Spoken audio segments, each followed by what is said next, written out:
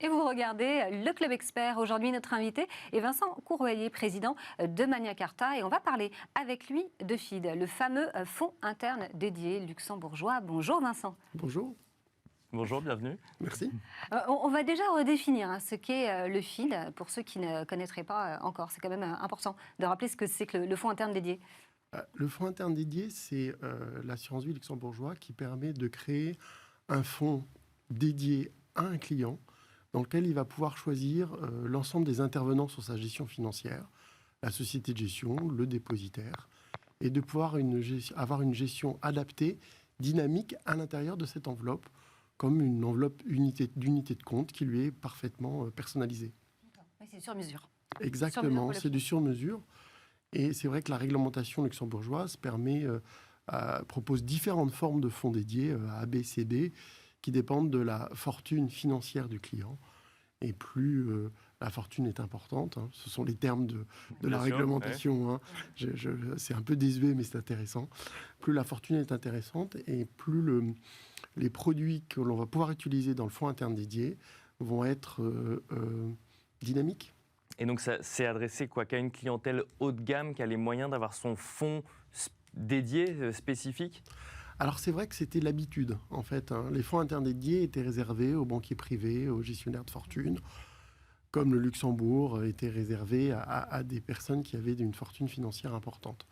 Alors que pas du tout. Le fonds interne dédié est accessible à partir de 125 000 euros.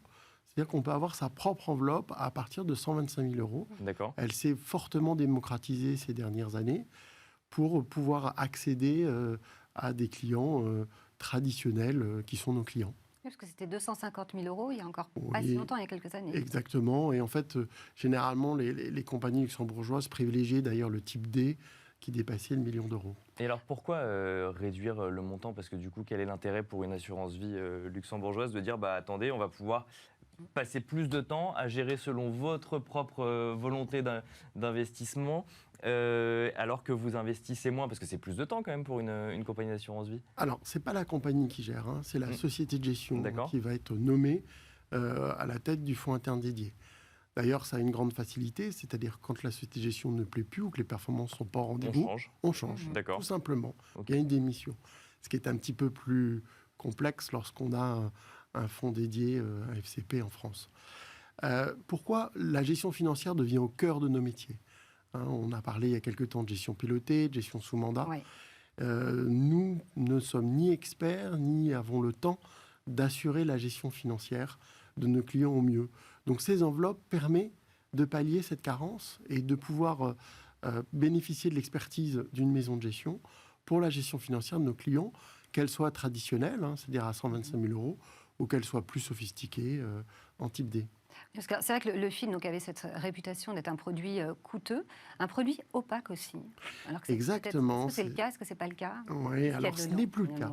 C'est vrai que les assureurs luxembourgeois étaient, il y a quelques années, réticents à donner la cuisine, ce qui était derrière, en tout cas au travers de nos outils traditionnels de consolidation que l'on peut utiliser, qu'on peut montrer à nos clients. Aujourd'hui, c'est fini, il y a une transparisation totale, il n'y a plus de risque de requalification du contrat.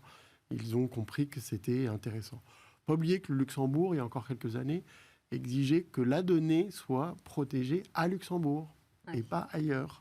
Donc, ils ne pouvaient pas transmettre la donnée sur le territoire français. Ce qui pouvait en arranger certains, mais ce qui alimentait la réputation d'opaque, pour le coup. Exactement.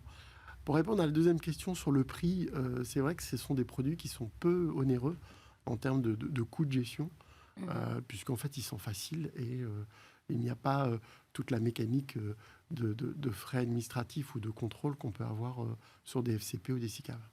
Alors, Vincent Courvoyer, vous nous avez déjà partiellement répondu à la question, mais je vous la repose. Le FID, ce n'est pas quelque chose qui est très développé, que les gens connaissent. Vous, c'est quelque chose que vous appréciez, que vous trouvez que c'est un outil essentiel aujourd'hui pour aider, pour accompagner les épargnants dans la gestion de leur patrimoine ? Exactement. C'est vraiment un outil qu'on n'utilise pas assez. Puisque, en raison de sa réputation d'inaccessibilité avec son seuil, et que l'on doit utiliser de plus en plus pour assurer la qualité de la gestion financière que l'on doit à nos clients. On doit valoriser leur patrimoine.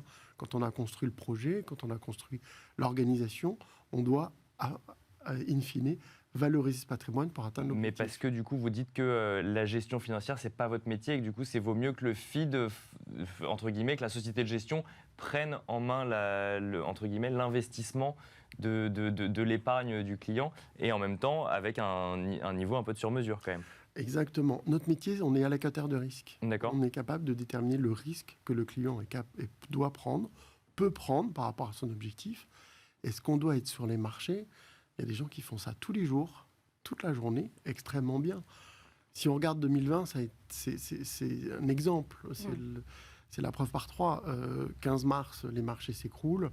31 mars, les spécialistes décident qu'il faut rebasculer sur les marchés actions. Et si on a suivi leurs conseils, fin mai, on avait retrouvé notre niveau. En dedans, donc, comme en termes de classe d'actifs, on va retrouver du produit structuré, de l'immobilier, de l'ESG. On peut mettre même, je crois... Bien sûr, on peut mettre tous les produits, en fait. Et plus la surface financière est importante, et plus on peut aller chercher des produits innovants, un peu plus performants, réservés à une classe d'actifs et de clients plus avertis sur leur métier.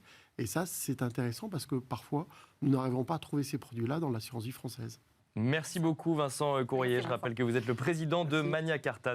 Merci de nous avoir défini un petit peu ce que c'est que ces FID, ces fonds internes dédiés. C'est la fin de Smart Patrimoine, Laura. Plaisir de l'animer à vos côtés et on se retrouve demain pour un nouveau numéro de Smart Patrimoine. Bonne journée.